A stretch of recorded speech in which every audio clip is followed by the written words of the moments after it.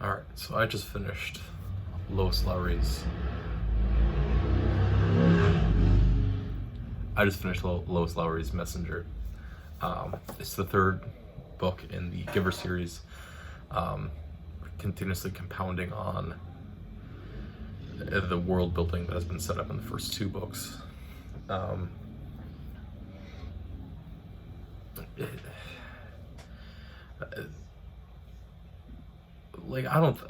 There's not really much to say about it, I don't think. Right, it kind of explains itself at the end of like the Force is the metaphor for humanity, and the idea of giving oneself up to fix the intangible problems that we can't see. I think it's a very good message for the audience that this novel is kind of written to.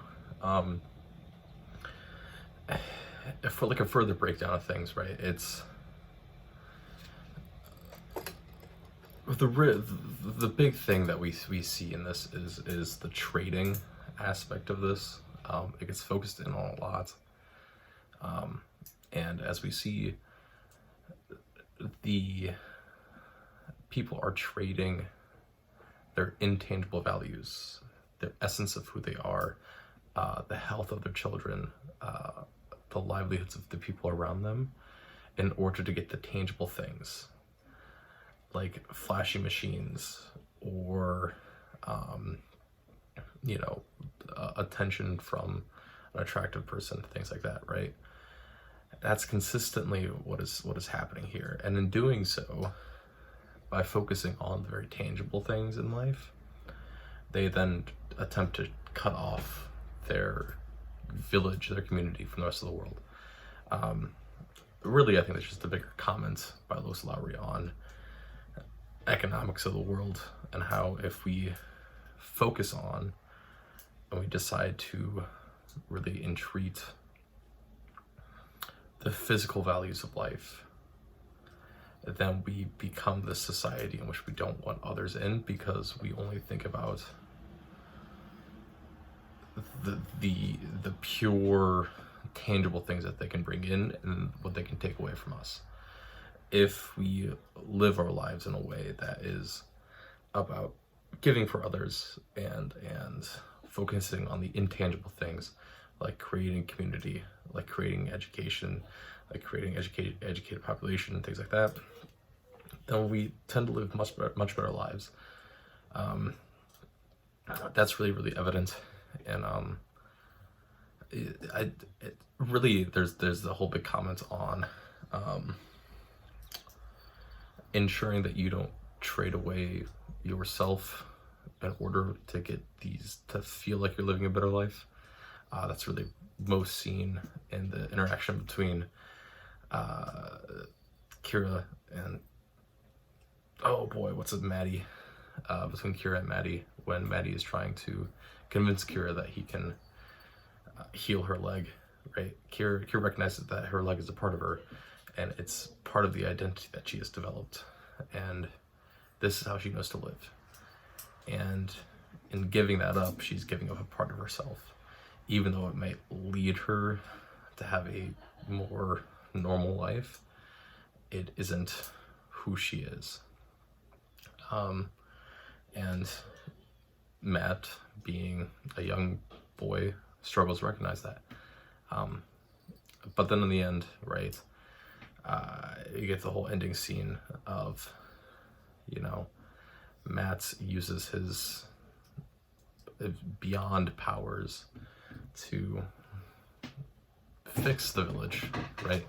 That's what he does. He ends up fixing the village. He ends up fixing the surrounding area, by basically sacrificing himself, right? And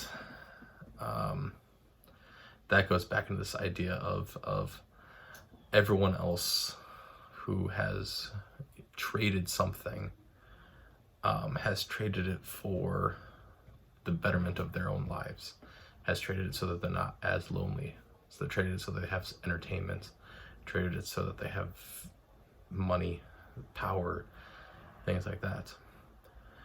Matt is the first character that is at least shown that intentionally trades to make himself worse off, but it's for the betterment of everyone else, right?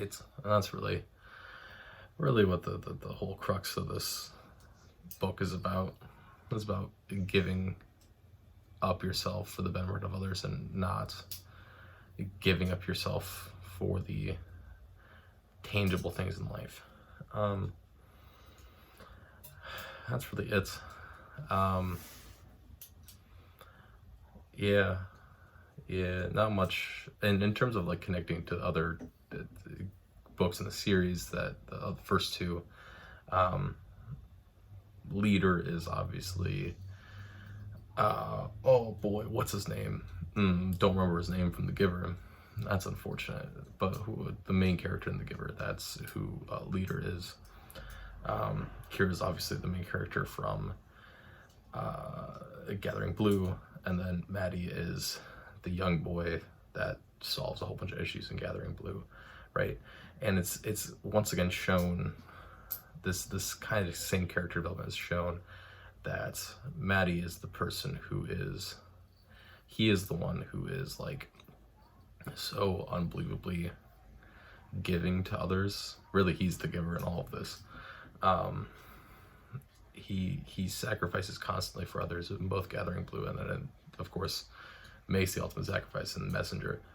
But yeah, I think this was better than Gathering Blue. I just didn't really like Gathering Blue all that much. What did I get? Maybe a 5. Whatever I gave Gathering Blue, I give Messenger another half point above that. I think part of it's just because I read a chunk of it at camp and I was tired, and now I finally had the chance to actually read the rest of it. It's kind of like a slog, because I mean, this book's not written for me. It's not, and I'm aware of that. But you know, I think it's a really good book. I mean, I should say I don't think it's a really good book. I think it's an enjoyable enough book, I think.